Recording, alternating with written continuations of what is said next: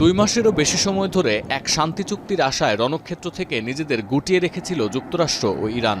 কিন্তু হরমুজ প্রণালীতে মার্কিন Apache helicopter ভূপাতিতের জেরে ফের সংঘাতে মুখোমুখি তেহরান ওয়াশিংটন। মঙ্গলবার মধ্যরাত থেকে হামলা পাল্টা হামলায় রাতারাতি পাল্টে গেল যুদ্ধ পরিস্থিতি। যদিও এই ঘাত প্রতিঘাত থেকে সর্বাত্মক সংঘাত বেঁধে যাওয়ার আশঙ্কা দেখছেন না বিশ্লেষকরা। একই আভাস দিচ্ছে মার্কিন সেন্ট্রাল কমান্ডো। এক্স বার্তায় স্পষ্ট করে জানানো হয়েছে, ইরানের বিরুদ্ধে অভিযানটি ছিল আত্মরক্ষামূলক, যা আপাতত সম্পন্ন হয়েছে। বিশ্বকাপ দেখুন বায়োস্কোপ প্লাসে, সব নেটওয়ার্কে, সব ডিভাইসে। ইরান এমন কোনো ইঙ্গিত না দিলেও প্রতিশোধের মাত্রা নিয়ে সতর্ক ছিল বিপ্লবী গার্ড কর্পস। তাই আত্মরক্ষার প্রতিশোধের পালা শেষ হলে ধারাবাহিকভাবে হামলা বন্ধ হবে।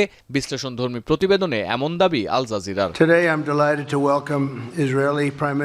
যদিও বিবিসির পর্যবেক্ষণ বলছে, ইরানের সঙ্গে যুদ্ধ দীর্ঘায়িত না করলেও মধ্যপ্রাচ্যে ইসলামী প্রজাতন্ত্রের প্রভাব কমানোর লক্ষ্য থেকে এখনই সরে যাচ্ছেন না ট্রাম্প নেতানিয়াহু।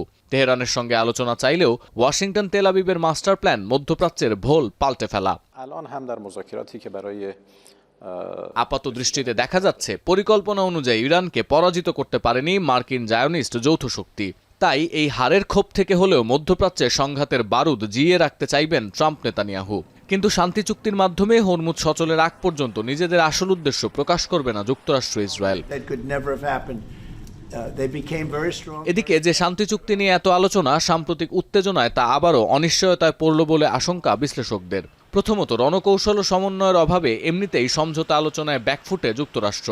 আর বারবার আলোচনার কথা বলে সংঘাত শুরু করায় ওয়াশিংটনকে ভরসা করার কোনো কারণই নেই তেহরানের। তবে এর চেয়েও বড় বিষয়, মঙ্গলবার মধ্যরাতের পাল্টাপাল্টি হামলা প্রমাণ করে যুদ্ধ চালিয়ে যাওয়ার জন্য সর্বাত্মক প্রস্তুতি আছে ইরানের। তাই সহজে তেহরানকে আলোচনায় ফেরানো যাবে না বলেই মত বিশ্লেষকদের।